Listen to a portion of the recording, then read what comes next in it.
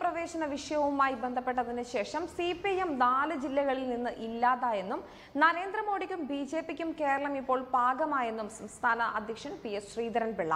ഭരണഘടനാപരമായ രീതിയിൽ സർക്കാരിനെ നേരിടാനാണ് തീരുമാനം.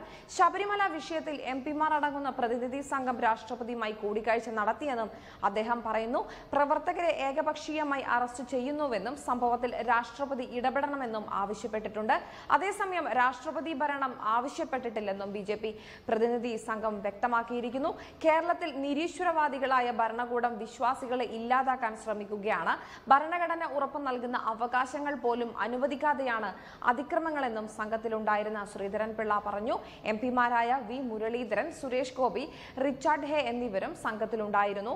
കേരളത്തിൽ രാഷ്ട്രപതി ഭരണം വേണമോ എന്നത് നേതാക്കളുമായി ചർച്ച ചെയ്ത് തീരുമാനിക്കുമെന്നും ഇത് സംബന്ധിച്ച ചർച്ചയ്ക്ക് ശേഷം കേരളത്തിലെ സ്ഥിതിഗതികൾ രാഷ്ട്രപതിയെ അറിയിക്കുമെന്നുമായിരുന്നു നേരത്തെ BJP പറഞ്ഞിരുന്നത്.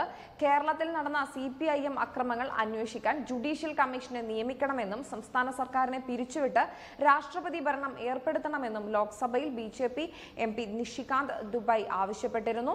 ശബരിമല യുവതീ പ്രവേശനത്തെ തുടർന്ന് കേരളത്തിൽ നടന്ന അക്രമങ്ങളാണ് അദ്ദേഹം സഭയിൽ ഉന്നയിച്ചിരുന്നത്.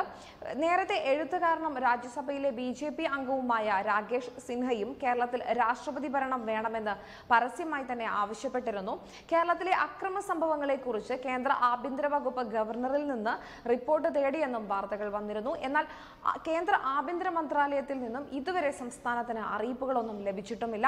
ചീഫ് സെക്രട്ടറിയോടും ഗവർണറോടും റിപ്പോർട്ട് തേടിയെന്നായിരുന്നു ആഭ്യന്തരമന്ത്രി രാജ്നാഥ് സിംഗ് പറഞ്ഞത്.